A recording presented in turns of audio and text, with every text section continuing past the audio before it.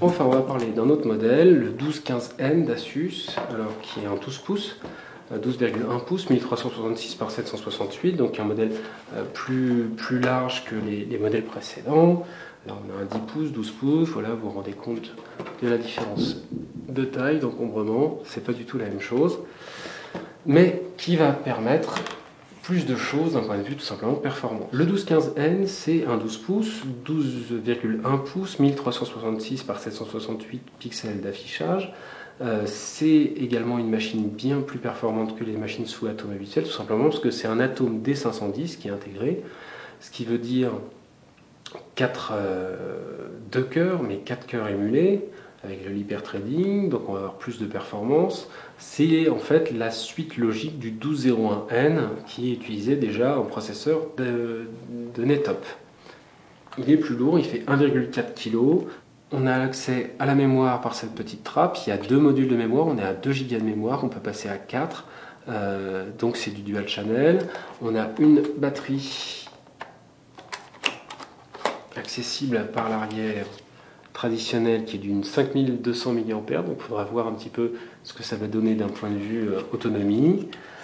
Et d'un point de vue spécification, donc on a 2 Go de mémoire, 250 Go de stockage, du Wi-Fi N et du Bluetooth.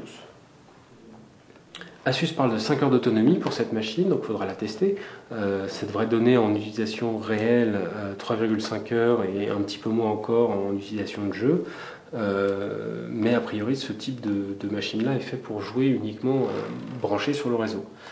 On a un engin avec pas mal de choses assez intéressantes. Alors d'abord, on a ce pavé tactile qui est vraiment très très large. Vous pouvez le voir, il est vraiment très grand, très large. Beau bouton de navigation, toujours ce système légèrement texturé qui permet de savoir quand on sort de la zone tactile. Un repose-poignet très profond, très agréable. Un très beau clavier, vraiment, très très beau clavier de chiclette, très agréable à manipuler. Donc ça c'est du même niveau que le 1201N. Vraiment une belle frappe très confortable. On garde les fonctionnalités avancées de type Instant On avec l'Express Gate d'Asus, la coupure du Wi-Fi, le bouton d'allumage standard.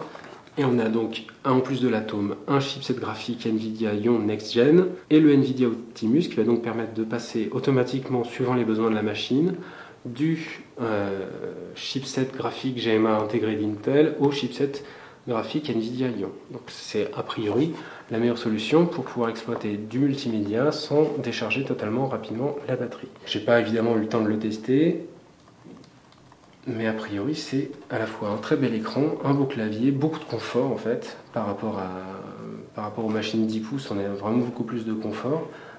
Plus d'encombrement aussi, un poids beaucoup plus élevé que le 10-18 par exemple, on est à 1,4 kg à la place de 1,1 kg, et un prix qui se ressent aussi là-dedans puisqu'on est à 499 € avec ce type de configuration. Donc il faudra voir d'un point de vue jeu et d'un point de vue fonctionnalité 3D si ça vaut vraiment le coup. A priori c'est d'un point de vue confort en tous les cas une machine très très très intéressante. La connectique, pour la connectique, on va utiliser la version argent, ça sera plus lisible. Donc la version argent est en plastique, elle est texturée avec un espèce d'effet métallisé, mais c'est du plastique. On garde le même dessous avec cette matière qui permet une bonne préhension de l'engin et qui est pas salissante, qui est bien.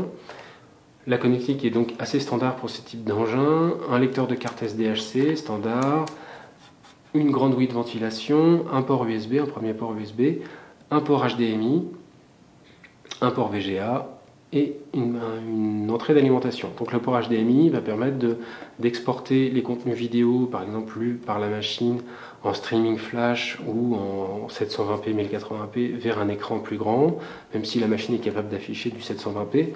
C'est toujours bien de pouvoir l'exporter vers un écran plus grand. On a prise casque, entrée micro, 2 ports USB, un port Ethernet et un port anti-vol. Alors, contrairement à ce qui avait été annoncé, la version française n'aura pas d'USB 3, on reste en USB 2. Peut-être aussi pour ça que la machine coûte non pas 549 € comme annoncé, mais 499 €. À vrai dire, moi je préfère une machine à 499 € en USB 2 plutôt qu'une machine à 549 € en USB 3. Sinon, aucune différence par rapport à ce qui avait été annoncé, donc c'est vraiment un bel engin, beau clavier, un écran tout à fait correct, même s'il est brillant, il a une belle luminosité, c'est un écran assez agréable à utiliser. C'est vraiment un bel engin pour cette rentrée. Donc disponibilité a priori novembre, pas avant.